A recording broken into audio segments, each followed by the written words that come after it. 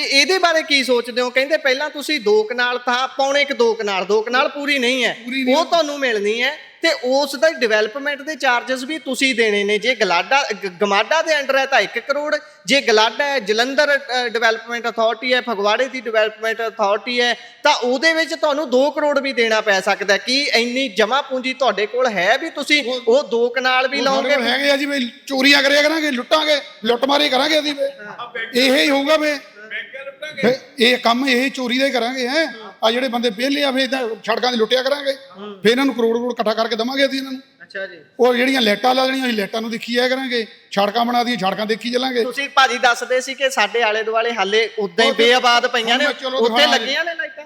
ਕੋਈ ਲਾਈਟ ਨਹੀਂ, ਕੋਈ ਸੀਵਰ ਨਹੀਂ, ਉੱਥੇ ਚੋਰ ਲੁਕਦੇ ਆ, ਭੰਗਾ ਮਲਦੇ ਆਣਗੇ, ਸਾਡੀਆਂ ਮੋਟਰਾਂ ਦੀਆਂ ਤਾਰਾਂ ਲੈਂਦੀਆਂ ਉੱਥੇ। ਆਹ ਕੰਮ ਹੁੰਦਾ ਆ। ਫੇਰ ਇਹ ਲੱਗਦਾ ਵੀ ਜਦੋਂ ਆ ਜ਼ਮੀਨ ਜਾਊ, ਕੰਮ ਹੋਣਾ ਇੱਥੇ ਵੀ ਇਹੀ ਕੰਮ ਹੋਣਾ ਜੀ।